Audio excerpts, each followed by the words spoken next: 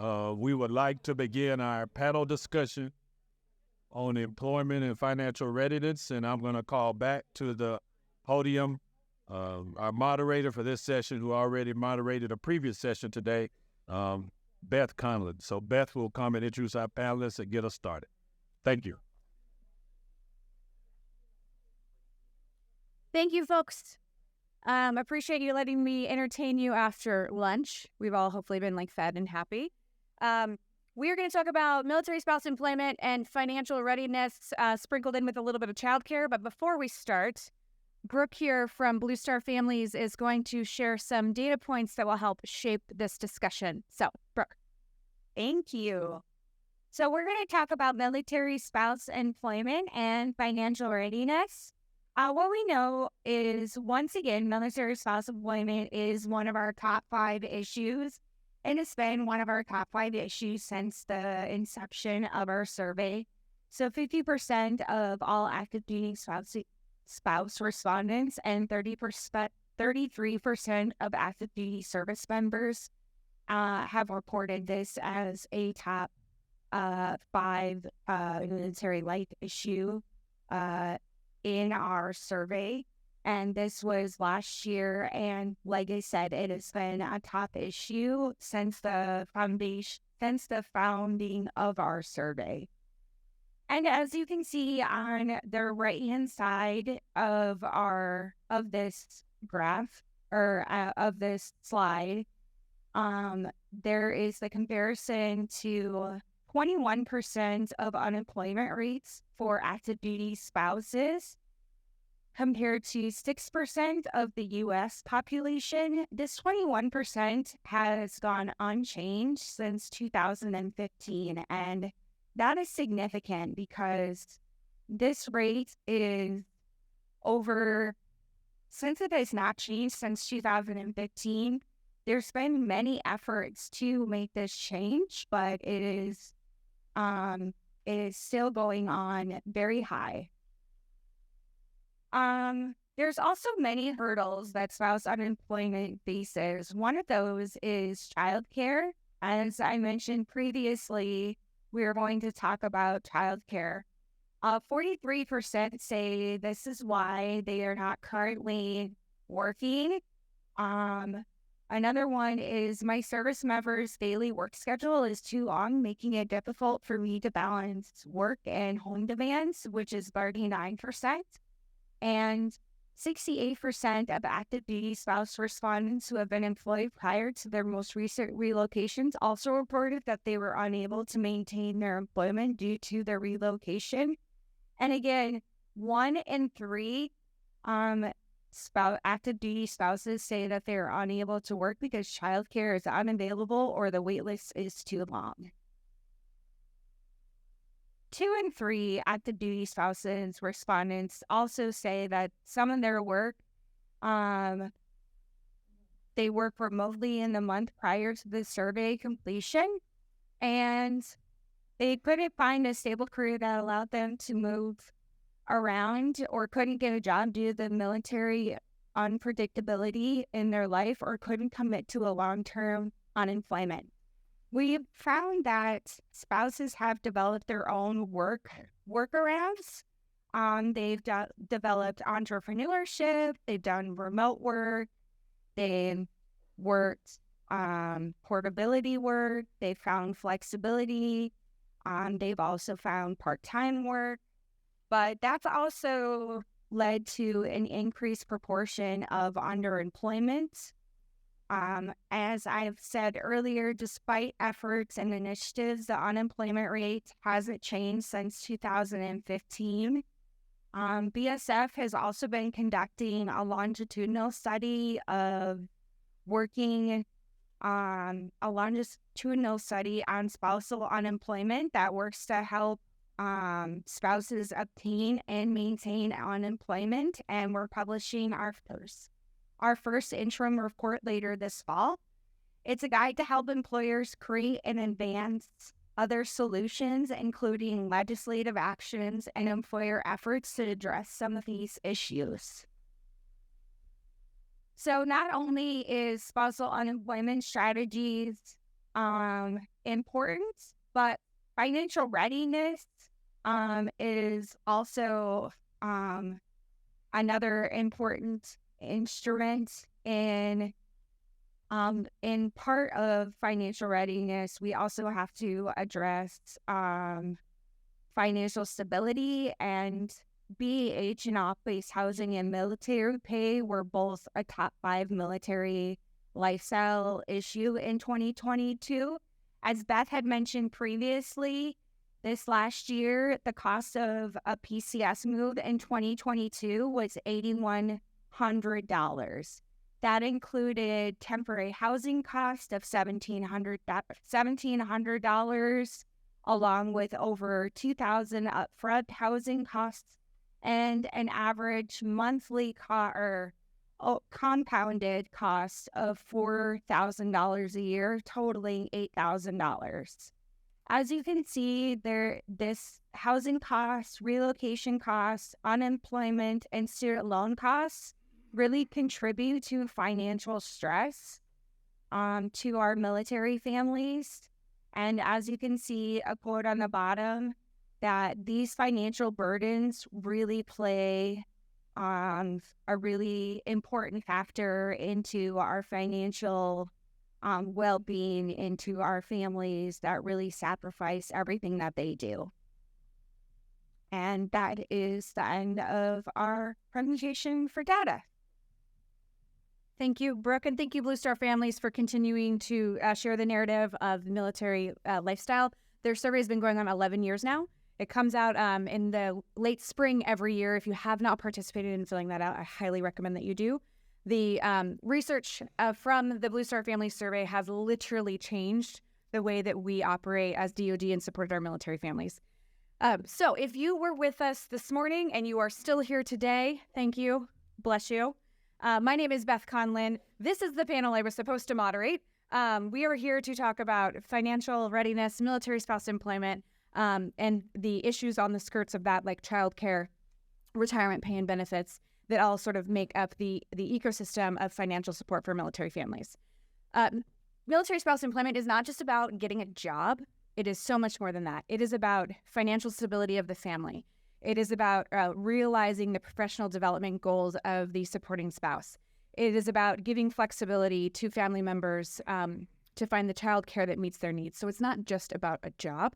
So a lot goes into this conversation, and we are going to cover a lot of it today. We're going to talk about what training is available. I have begged Erica from Ms. Patty Barron's office, the Military Family Policy Office, to come back and join us today, because their office is doing things that hit at the heart of this challenge.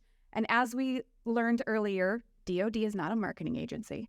So they're not doing a great job of getting the word out. No knock on them. That's not their job, right? So I wanted to give Erica some airtime to share more about what she's doing. Retired Lieutenant General Brian Kelly, goes by BK, with MOA, is going to share some policy efforts that he's been working on around retirement pay and benefits.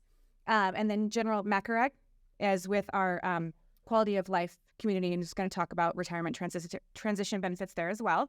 We are missing someone again. Georgia Summers, Georgia Weather, ruined our plan.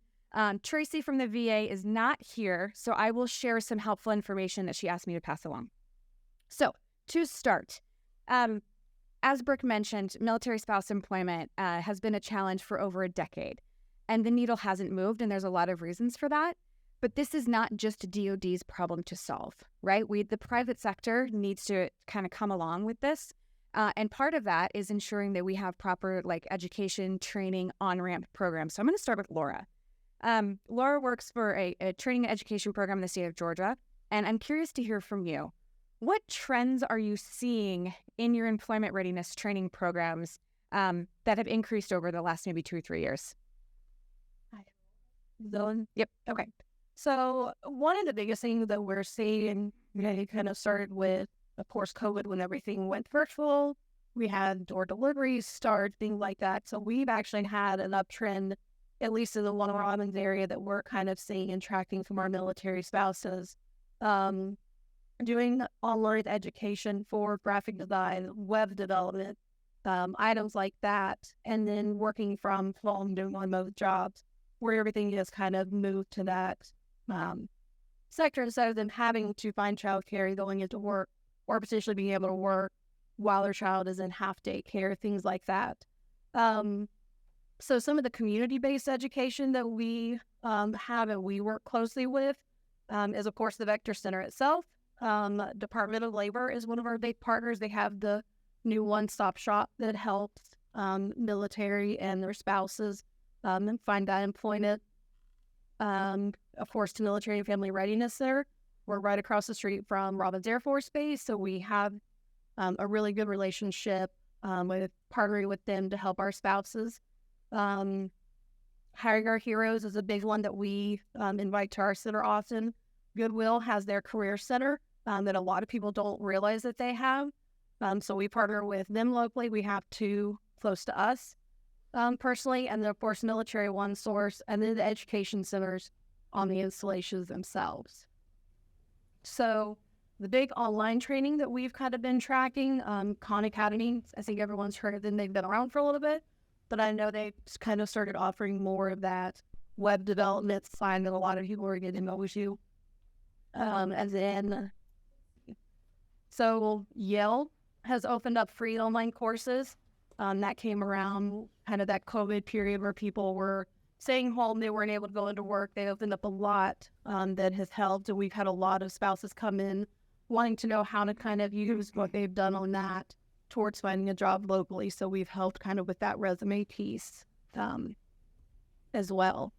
Thank you. So it sounds like a kind of end-to-end support from resume writing to introduction of new sort of training opportunities to sort of pivot or launch your career in a different direction. That's great. Thank you so much. Erica, I know your office is working a lot on employment opportunities and programs. Can you share a couple with the MySECO and MyCAA, what you got going on there? Absolutely. So through the Department of Defense, we do offer a program called the Spouse Education and Career Opportunities Program, or the SECO program, and it is accessible through Military One Source. The SECO program has 4 pillars, and that really helps support military spouses achieve their career goals or education goals. And the first is the support of master's level certified career coaches who can support military spouses around resume writing, interviewing, many of the same things that you shared earlier. Or, hey, I don't even know where to start. I'm a new military spouse and into the job market. Can you provide some guidance and support to help me? Or I've been out of the workforce for some time, or I went overseas and need some support. So that's where those SECO career coaches can really step in to help. There are a series of career coaching packages that they offer, whether they are industry related or, again, work-life related that I just mentioned. So that's a SECO career coaches. So they're the heart of the SECO program. Those SECO career coaches can also point military spouses to other resources within the SECO program, such as the My Career Advancement Scholarship account. And that really is a workforce development program. It is designed, as I mentioned earlier, to provide up to $4,000 for military spouses to pursue, for eligible military spouses to pursue a license, a certification, an associate's degree. We also expanded it to include continuing education credits and also national testing. What we've seen with regard to MyCAA, and this is where we could really use your help, is that many military spouses. You mentioned I want to speak on the marketing issue. So while we are not a marketing agency per se, we do have communications channels, and we rely on not only the employment readiness professionals at the installation to share the programs, but also the people who are in this room too to help us spread the word, because there's something to be said about numbers, and we certainly know that it takes all avenues of communication to share some of these programs. So I mentioned the MyCAA account. Also, one of the benefits of the SECO program is the Military Spouse Employment Partnership, or MSEP. Again, we have an acronym for everything. And MSEP is a network of partners from nonprofit organizations to for-profit organizations who have signed a statement of support with the Department of Defense to support military spouse employment. I don't know about you, I was a military spouse and I was always afraid to share I'm a military spouse with a potential employer. Well, these MSEP partners, 600 and growing, are looking for military spouses. They see the benefits of hiring military spouses. And so through the MSTEP partnership, since inception, they've hired more than 250,000 military spouses. And so we're really pleased to have that initiative under the SECO umbrella. I'd also mention earlier the MSCAP, or the Military Spouse Career Accelerator pilot, and that is a 3-year pilot that is drawn a lot of attention and continues to be something that our military spouses take advantage of. It is for more so career-ready military spouses. They've got the education, they've got the experience, but maybe they're still experiencing some of those barriers to employment. And so we, have many spouses have gone from fellow to employed with more than an 80% conversion rate. So really excited about that. We're only 8 months into the 3-year pilot, but that particular initiative is contingent on employers. We've got spouses that are interested, and so that's where we also need some help to spread the word to potential employers that this is a 12-week paid fellowship to support military spouses in their career, and the fellowship cost is what's paid to the military spouse. That is the stipend for the military spouse. So those are just a few of the things that we're doing through the Department of Defense. Thank you both for sharing. Earlier today, we talked about the importance of the ecosystem of support, and that's really what is going to help move the needle across the board, regardless if we're talking about employment, childcare, mental health, wellness. I think this was a perfect example of that. We've got public sector involved, private sector involved, we have nonprofits involved, state level agencies, federal level agencies, all saying, yes, we are here to help. The challenge with that, admittedly, I am a military spouse. I have been a victim of spouse employment challenges. When you are looking for resources and support, it can be wildly overwhelming, right? There almost is too much information and too many people willing to help. But the benefit of having Laura here, she's a state level agency, and Erica down there representing DOD, is that you've got people that are actually running these programs that you can talk to. So again, it's up to this room to continue to share this message with your military families that you work with or support and engage with. Share with your employers the opportunities to hire more of us, because we're pretty amazing. And we need to continue to expand our private sector network to improve employment opportunities. Brooke, one of the things you mentioned, because spouse employment, again, hasn't really moved the needle in the last 10 years, spouses are getting creative with how they provide for their families. And one of the ways they do that is with entrepreneurship. The Military Spouse Chamber of Commerce was founded 2 years ago to help military spouses and support their unique needs as business owners as we move every few years across state lines. We have different needs than your standard Chamber of Commerce or your WeBank or your other minority-owned chamber entity. So if you are a military spouse business owner, the Mil Spouse Chamber is a great resource for you. But again, that kind of came out of necessity, right? It came out of, people needed to provide for their families, and the private sector just was not keeping up. So another thing I want to talk about, employment isn't just about a job. It's about the financial security of the family, right? So General McRag and Brian, Brooke mentioned in her intro that there's been an increase in PCSing out-of-pocket costs. The average family spent about $8,000 on their last PCS move. And most families are paying on average about $200 over BAH. So I'm curious, what should DOD be doing about this? And what policies do we need to be advocating for to address this?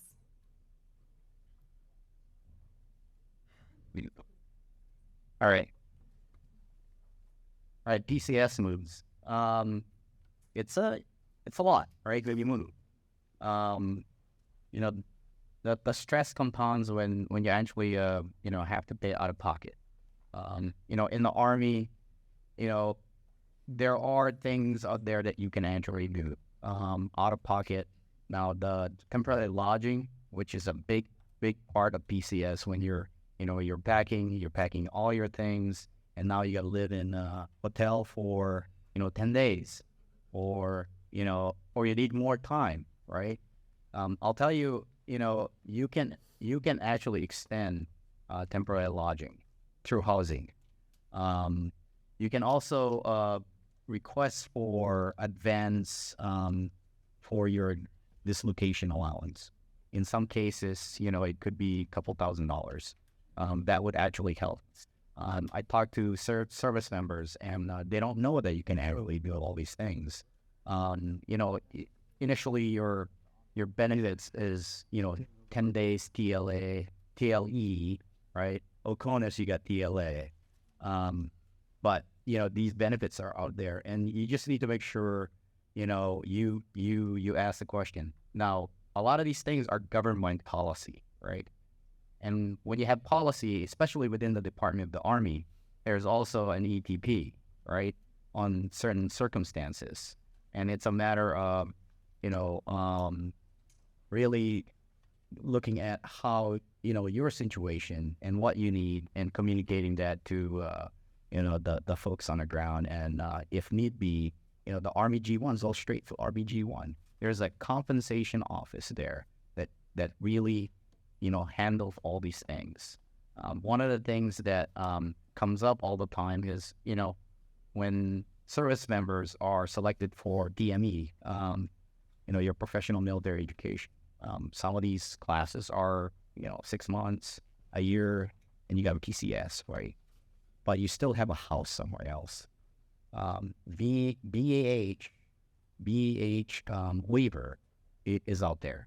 You can actually request to have a waiver so that you can actually keep your BAH in your original duty station, and they can waive that for the duration just to help you. But I think out-of-pocket costs is a stressor, and the Department of the Army recognized that, and there are ways to actually mitigate some of those things. And I'll say this: having moved and I've gone through in my career eight times moving, it is difficult, and it actually costs you money, out of pocket, and that's a big stressor. So it tends to.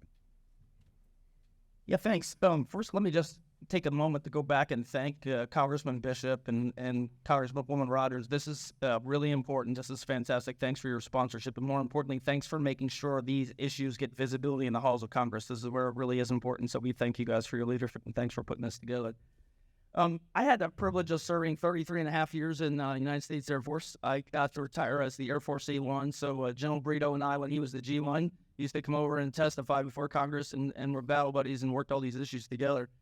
Since that time, I had the luck and the honor to be able to transition to be the president and CEO at the Military Officers Association of America, MOA. You heard it was mentioned earlier. So let me just tell you what it is and who we are.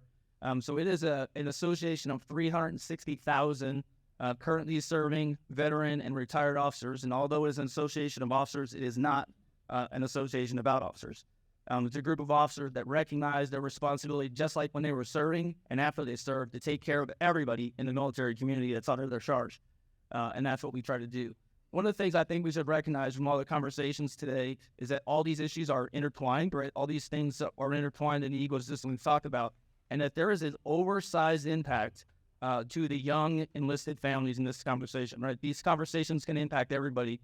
But in particular, our young enlisted families feel the brunt of all these issues and everything that we're talking about. So when we get to talk about financial readiness, I think it's really important to talk about compensation, how that impacts these things. And when we talk about compensation from MOA, we talk about basic compensation, we talk about basic allowance for housing, and basic allowance for subsistence as a three-part compensation strategy that DoD purposely takes to make sure that some benefits are tax-free, others are not, but so that we can, make sure that it's affordable from the Department of Defense standpoint. It is really important that three things happen. One, that the package is able to give quality of life, which is the most important topic we've been talking about here today, is do we give them enough resources for them to enjoy the type of quality of life that they need to have? And the other two things are, does it help with recruiting and does it help with retention? Let me start real quick on quality of life. And BA, you mentioned BH a few times here. Starting in 2014 and beginning in 2016, the Department of Defense, based on sequestration, I don't know if you remember that really horrible word that existed back then, right? Had to make some really tough financial choices. One of the choices they made was to reduce basic allowance for housing by 5%. So if you are living off base, and 80% of our folks live off base, only 20% live on base, you actually get 5% less of the housing than you would normally get in that equation. This adds to the stress that was just talked about when you PCS or when you're trying to find a house, and just makes it very difficult for the choices. Now, our families, as you saw in the survey, prioritize their housing for their families, what they do. So they make other choices. This leads to the food insecurity things or other challenges that they're going to have. And if you don't have employment for your spouse, it makes things even harder, right? So one of the things that we certainly believe is important from MOA, and I know Congressman Bishop mentioned it earlier, is the restoration of the VAH Act.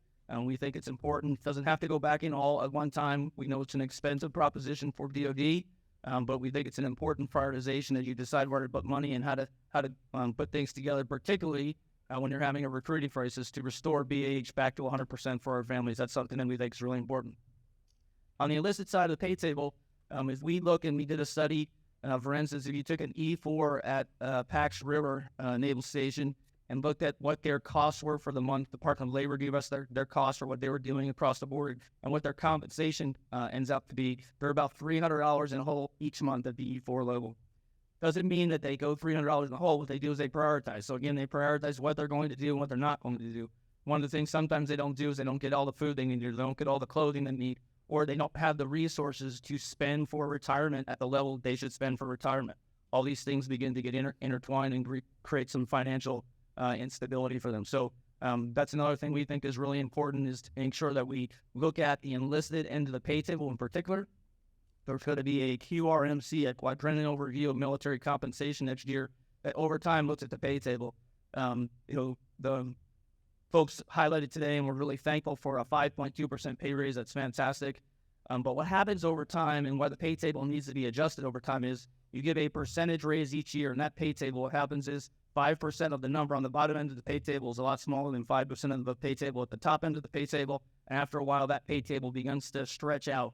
And you don't see the same kind of benefit. And we had a couple of years, 2014 to 2016, where we didn't keep up with inflation and didn't give an inflationary increase. And it's hard to make that up over time as it goes out there, right? So the young folks on our bottom end of our listed pay table are really struggling. And there is a bill that was in the appropriations bill. I don't think it made into the authorizations bill from Congressman Garcia from California that looks at restructuring the enlisted pay table at the bottom end. Certainly something MOA supports looking at, making sure we can come back and discuss that. It really matters to those families in terms of where they are for financial security and financial wellness. Last thing I want to say about this is just to highlight what the moderator in the last panel said. We are really thankful for, and we're glad for, the adjustments to the calculation for SNAP, and we're thankful for the adjustments for the calculation for basic needs allowance. And thank God to the great organizations that provide folks in emergency times. But it ought to be our goal that our enlisted members in the Department of Defense do not need to use SNAP. We shouldn't be celebrating SNAP, and we shouldn't be celebrating basic needs allowance as something we put in place. If you are in the middle of a recruiting crisis, I can't think of anything worse than to have a recruiting poster that says, "Don't worry, we took housing allowance out of here so they can qualify for SNAP."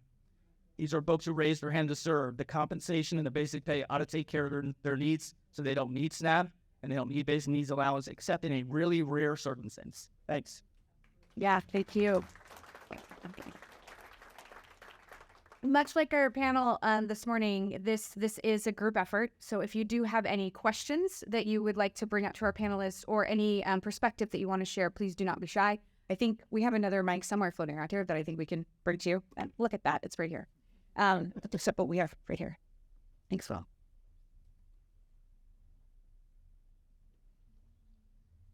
Hi, I'm Gold Star mother of a 15-year daughter, and I lost her in September. I spoke about VAH, and that was not why I'm here. I'd like to speak more on the issue of food insecurity. When y'all ate, right? Y'all had something to eat? Yeah. So I was invited to be part of the Gold Star Steering Committee here at Fort Benning, Fort Moore, and I went to get something to eat at the PX, to go get something to eat at the grocery store, and they wouldn't let me go. I couldn't buy a banana. I couldn't buy a yogurt. I have a survivor card, which gets me on post, but I can't buy anything at the PX, and I can't buy anything at the grocery store. So I had to go to Burger King to get something to eat, and I don't eat Burger King. So in talking with Mike Kerr here, who is a Gold Star spouse, we discovered that as soon as you become a Gold Star family member, your privileges on post go away. It may not seem very significant that I'm a Gold Star mother and my privileges went away, because I only had them when I was with Amy on a post. But let's talk about the young woman who married a military spouse, or a man who married a military spouse, and suddenly at 23 years of age, they're gone.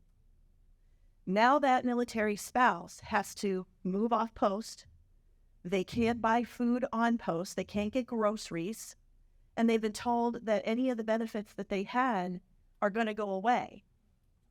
So there's some panic and food insecurity. Yeah, there's definite food insecurity among these young soldiers who have lost someone in their family. And I just wanted to speak to that. There are 2 bills in place. I've handed those to Congressman Bishop. They're called the Love Lives On Act. They are out there for you to look at. And it was very frustrating to me that I couldn't buy a stinking banana at the grocery store on post when I'm here for a steering committee meeting. It's a very simple procedure to fix. It means that the barcode on the back of my survivor card that I'm already registered on post with to get on there, that survivor card would allow me, if it had a barcode, that I could buy a banana. It's a simple fix. The most immediate fix that Alonzo Stewart suggested to me was to have an override. You know, when you go to Walmart, you need an override, and they come up and they give you an override. I want to buy my food, my salad, my yogurt. Give me an override. That's all I need for right now. But there are bills that have been introduced that will help fix some of this stuff. I just stood downstairs with 22 green babies going through the military museum, learning about the military history. And that's where my daughter was many years ago. And I never believed that I would be here where I am. I thought she would have a beautiful career in the military. She was supposed to deploy to Saipan. So again, I'm very familiar with BAH overseas. And I realized that, you know, not only in the beginning of those green babies downstairs, but also in the end with our veterans and our Gold Star families, that we need to take care of the whole entire spectrum. Thank you, ma'am. Hi, my name's Mike Kerr. I'm a Gold Star spouse. Came together. So in 2019, I unexpectedly lost my wife. And for me, I was also an active duty service member. So I won't say that the DoD does a bad job in taking care of Gold Star spouses. They actually do a pretty good one. But there are a few areas that need some definite attention. And I want to talk about those today. So thank you very much for your time. That situation that Ms. Schwartz was talking about, that happened to me on my second deployment. One of my privates, 19-year-old kid, we deployed together, a bad part of Iraq. About 3 months later, he ended up being KIA. That 19-year-old private left behind a 19-year-old wife. This 19-year-old wife was pregnant at the time. She was never going to see her husband again. So my situation is very different than this young lady, in the fact that one of the things that the DoD does well, and it's a double-edged sword, as you can see, but you get annuity payments basically from the DoD. One from DFAS, the other from the VA, and those go all the way up to the age of 55 and 57, respectively, depending on what benefit you're talking about. The catch is, if you're remarried, those go away. So for someone that doesn't have a good support structure, maybe a new kid on the way, that's a big benefit. And it's a lot of stuff to consider, especially if you're a young person.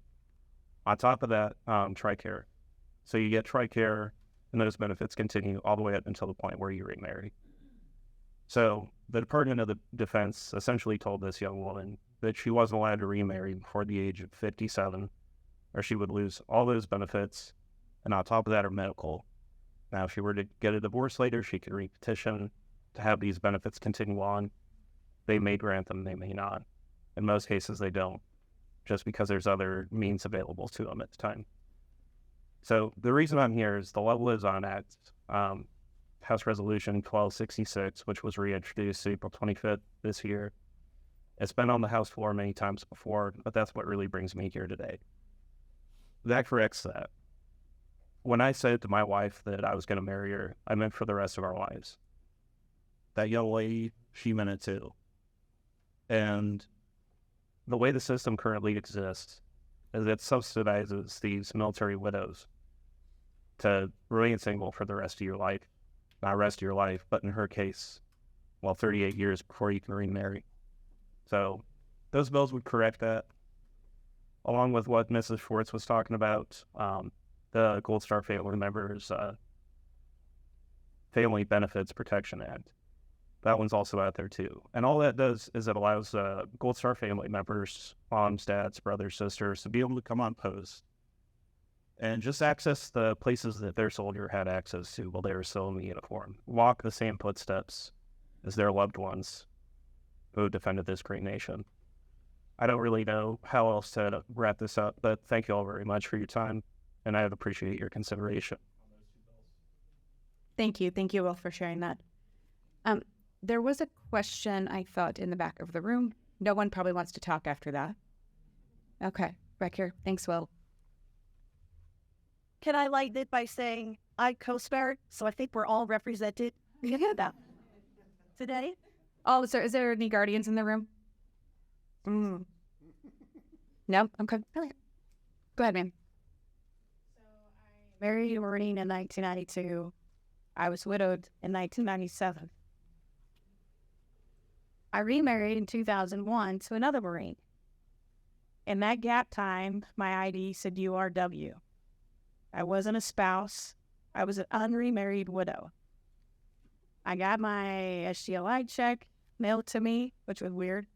But I got that mailed to me. I got a check from the government. This was back in 1997. So I'm dating myself. But anyway, so I'm hoping things have improved since. But anyway, long story endless is that I still had access to anything and everything I wanted on base that I had prior to him passing away. The only thing that was different was that the other captain that was in the aircraft with my husband had children.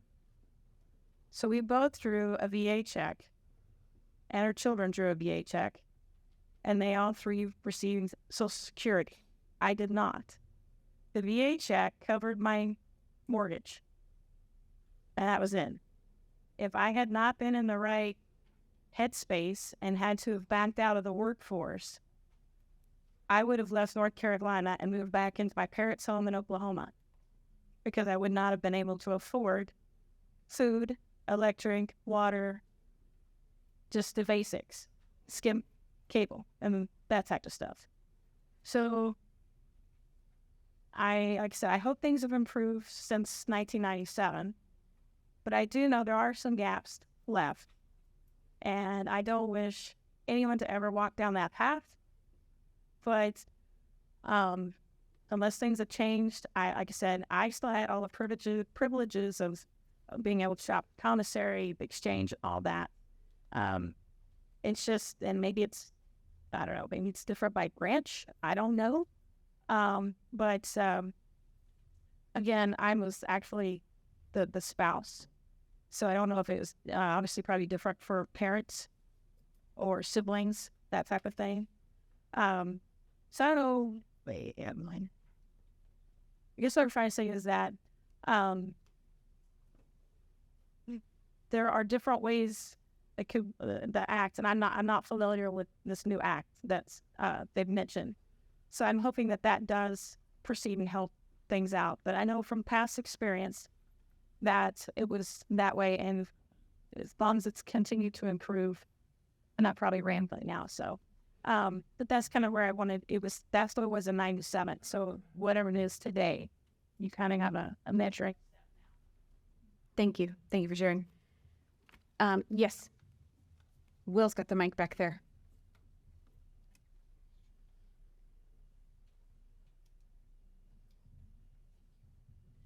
I had a question about employment. So I'm a new military wife, and I'm not very familiar with all the process. We moved to Columbus several weeks ago, and what I did is I went to the Fort Morris office support. The MWRFS? ACS? Yeah, Army Community Service. Yeah. And I got the recommendation about resumes and very basic things, but that's all.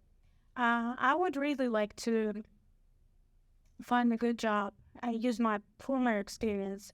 The maybe little problem is that I'm I moved to United States only a year ago, so all my formal experience and degree is from another country. But I have a big experience, good one, and I would like to use it here and start a new career. Can you please tell me what are my practical steps, where I should start actually? Because I know about, online searches like Indeed or,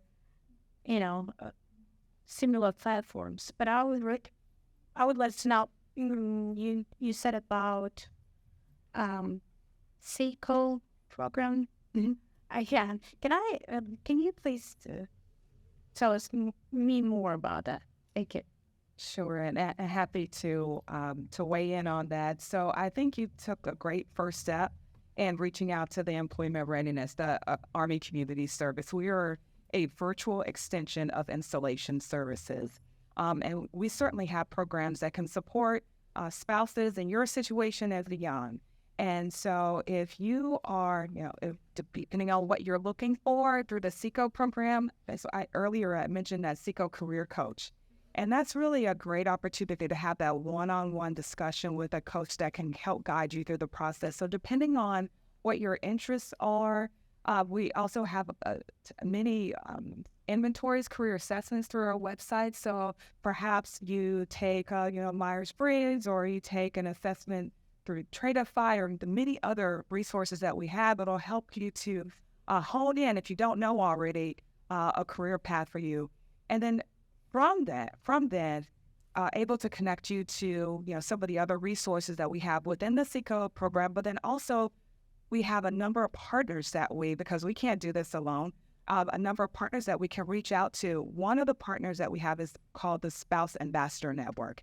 And these are nonprofit organizations that help to also advocate for military spouses. They also have their own programs to support military spouses. So I guess bottom line, through the SECO program, we can certainly match you with a career coach, and then they will provide tailored support to meet your individual need.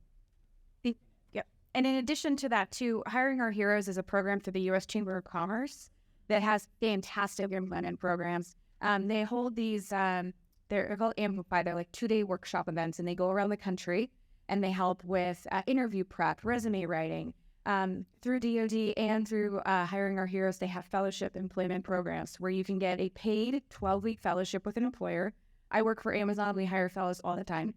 So this is an excellent on-ramp right into the private sector that is like a real tangible benefit working either with the DoD program or through the Hiring Our Heroes program. And then also we have agencies like lawyers representing at the state level that can kind of help with like the local Georgia economy and kind of what the needs are here and what employers are looking for here. So excellent question. Lots of examples. And again, another example of the ecosystem of support really kind of coming together to help uplift our spouses who are looking for employment. Yeah, to add to that too, if you're looking at, certain license, we actually reimburse up to $1,000 in certain licenses. So, depending on what you're looking for, again, if you're looking for certification license, reimbursement is actually there. I don't mind getting a license or another degree or certification. I just don't know where to. I would start with my SECO. They're like legitimate, excellent career coaches that provide a huge value that I think is probably underused. They're really like a needle in a haystack. They're an excellent resource. We are running short on time, so I want to kind of do this in 2 parts. I'm going to ask the panel. We've talked a lot about what's available now. We've addressed some of the challenges that have persisted over the decade. So I would challenge each of you to think about, like, what are we missing? What are we not thinking about or talking about, whether that's policy, whether that's private sector partnership. I also want to plug the VA. Tracy's not here, but I think they are a good agency example of doing the right things. They have an excellent remote work program for military spouses. If you are in the job market right now, if you go to usajobs.gov and search for careers within the VA, they have several open roles right now. They also have a transfer program that if you're working at the VA facility here and you transfer to Fort Lewis, 1, take me with you. And 2, you'd be able to transfer your career back to Fort Lewis. So usajobs.gov and the VA program, the employment programs they have there are an excellent example of an agency that's like leaning into it and doing the right things. So I will ask each one of you to think about, what are we missing? What do we need to be doing better to wrap up our panel? So Laura, I'll start with you. Oh, Laura, go ahead. It's been mentioned many times, I think just getting the word out is one of the biggest things, which is what, as the Vector Center, so our role, we are in the technical college system of Georgia, so it's the Veterans Educational Career Transition Resource Center, mouthful, that's why we go by Vector. But we are trying to set up centers across the state. There is one hopefully coming soon to Columbus, under Columbus Tech, so any connections you have there would be great to get, because we do help with resumes. We help with that career side of the house. We help with retraining education. At our particular facility in Warner Robins, we are part of Skill Bridge. So we do the Skill Bridge retraining. So if we can get things like that, but then also at our resource, we're over and stop shop for the Warner Robins, Middle Georgia area. So veterans, military spouses, that if they don't know where to go, they can come to us. And even if we don't house that resource, we can connect them.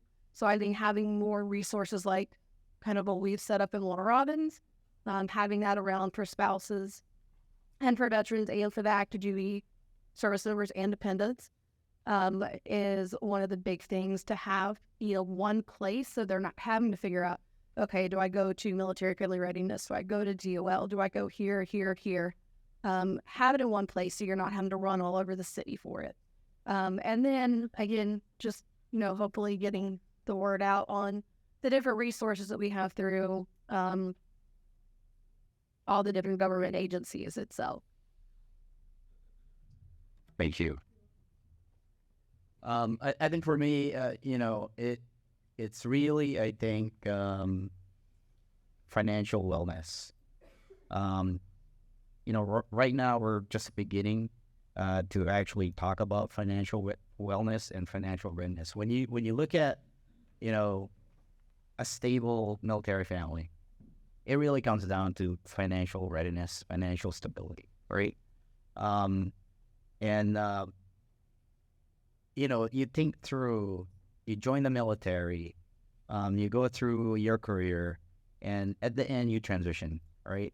We all transition at some point. We'll all retire. I'll hit on retirement,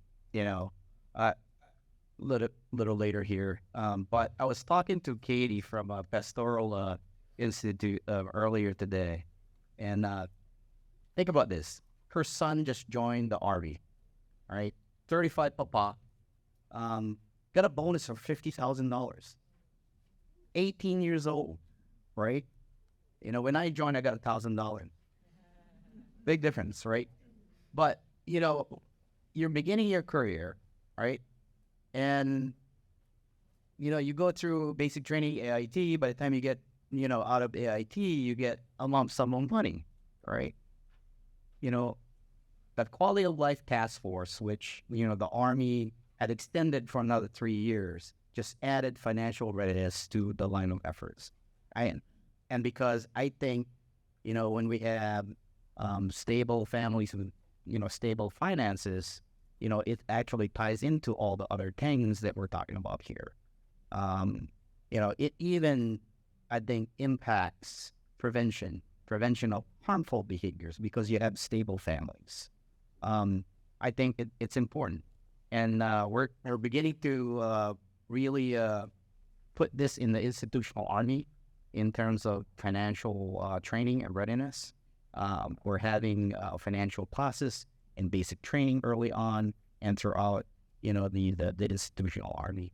I think it's really important to really get at having people to take up their finances and how to actually effectively manage finances. We all do, right?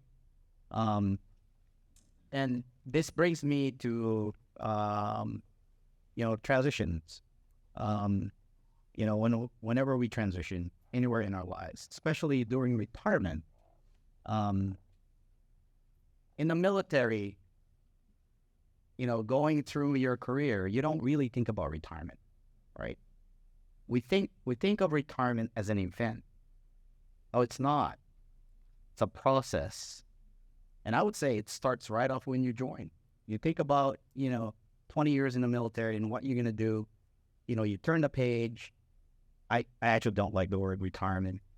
I like transition, right? When I say retirement, people think of, what do you think about when you hear retirement, right? You're retired and you do nothing, right? No, you do something else. Well, you transition. In the Army too, when we're looking at transition, we want people to think about transitions earlier, at least 3 years.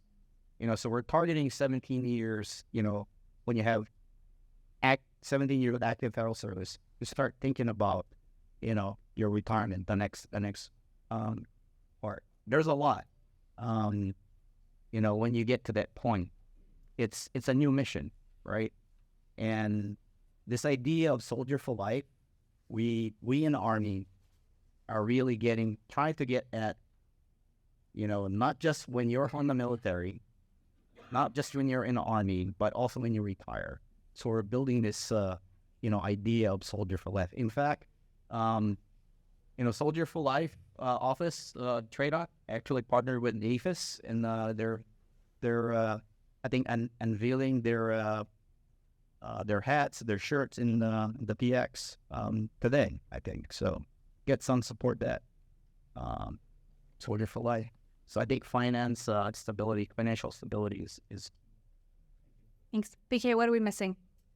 Yeah, let me give you a couple on the spouse side just to think about, to maybe help move the needle, since the needle hasn't moved, as was actually said. So in terms of the executive order and the things it encouraged, one of the things that we don't do well is we don't put out the data. For instance, what's the data on actual spouse hiring within DOD? What's the data on spouse hiring within the federal government? I think we all know what you measure and what you highlight gets fixed a little bit, and I think we'll be disappointed to see the rates that we see in those places. It's an opportunity for us to be an employer of choice for our spouses, and it's not working well now, but it could work much better. There's also a bill on the floors up there that's discuss a tax credit for employers.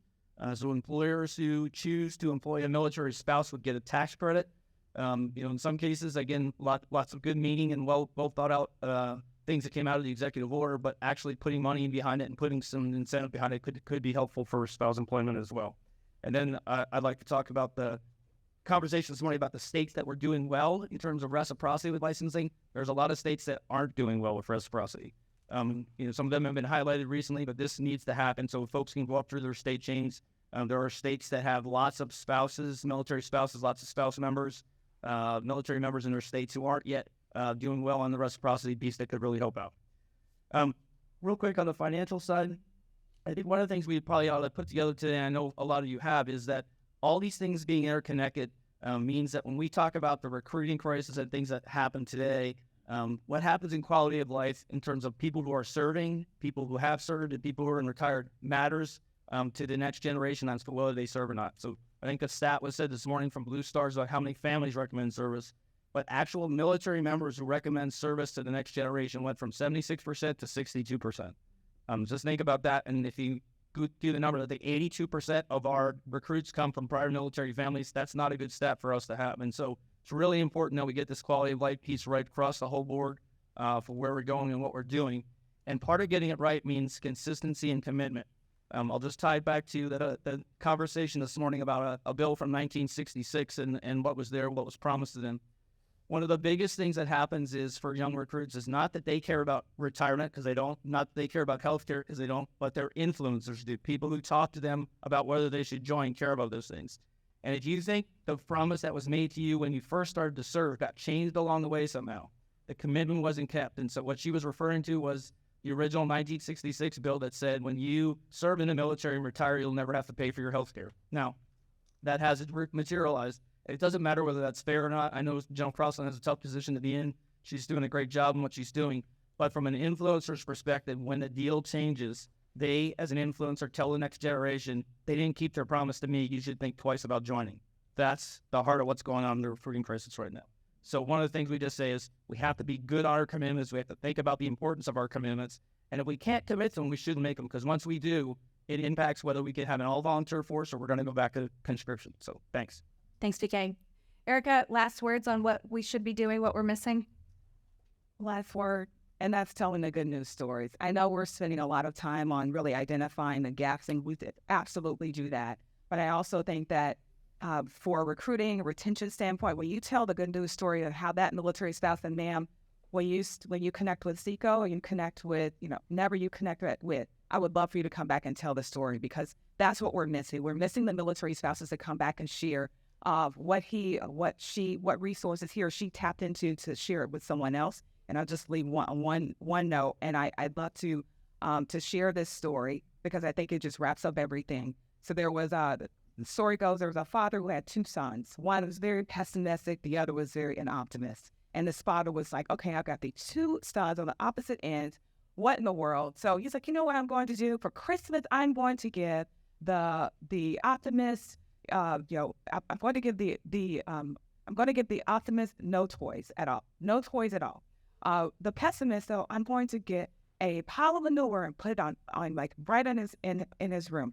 So he did that. Gets up Christmas morning, goes to the optimist's room. No toys. And the optimist, the son's like, oh, like, no, I take that back. He does have toys. He's got all the brand new toys. And so the optimist goes, wait a second, I've got all these toys, and they're going to break, and the friends are going to come over, and they're going to fight over the toys, and this is the worst day of my life. And so I'm just like, oh my goodness, I've done all of this, and then still not happy. Goes to the pessimist's room. I mixed up this story. The optimist's room. And I think you know where I'm going here. The optimist gets the pile of manure, okay? And the optimist is jumping up and down on manure, just gleefully, just happily. He's like, what's going on? Why are you happy? And he's digging in this manure. He goes, well, there's got to be a pony in here somewhere. And what I'm saying is we got to be looking for the ponies. We've got to bring the ponies to light to share with the military community, because there are some great benefits about being a military spouse amongst all the challenges that we're facing. Look for the ponies, my friends. Look for the ponies.